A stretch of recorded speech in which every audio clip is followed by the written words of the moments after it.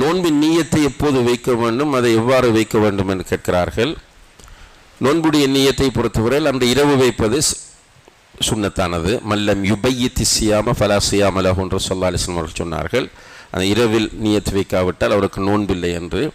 இதில் இந்த கேள்வியினுடைய அர்த்தம் நான் நினைக்கிறேன், ரமலான் ஃபஸ்ட்டுக்கு நோன்பு நீயத்து வைத்தால் போதுமா, எல்லா நோன்புக்கும் சேர்த்து ரமலான் ஃபஸ்ட்லேயே நீயத்து வைத்துக் கொள்வதுன்னு. அதில் அப்படி வைத்தால் போதும் என்கிற கருத்து சில உலமாக்களிடம் இருக்கிறது.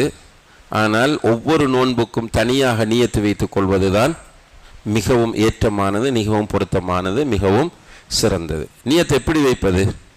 நைட் தூங்கும் போது இன்ஷா அல்லாஹ் என்று நான் நோன்பு பிடிக்கப் போகிறேன் என்று மனதால் நினைத்து கொள்வது. சஹருக்கு எழுந்திருக்கும் போதும் நான் நோன்பு பிடிப்பதற்காக எழுந்திருக்கிறேன் என்று மனதால் நினைத்து ஆட்டோமேட்டிக்காக வரும். அது ரைட்.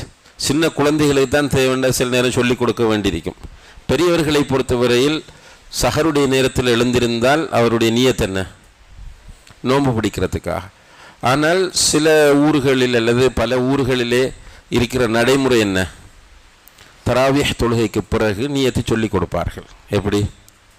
நவைத்து சௌமகதின் அன்னதா ஃபர்து ரமலான ஹாதிஹி ஸனதி லில்லாஹி தஆலா என்று நியத்தை சொல்லிக் கொடுப்பார்கள். இப்படி நியத்தை வாயால் சொல்வதற்கு ஹதீஸ்களில் எந்த ஆதாரமும் கிடையாது. அது தவிர்க்கப்பட வேண்டும். அப்படி சொல்ல வேண்டிய அவசியம் இல்லை.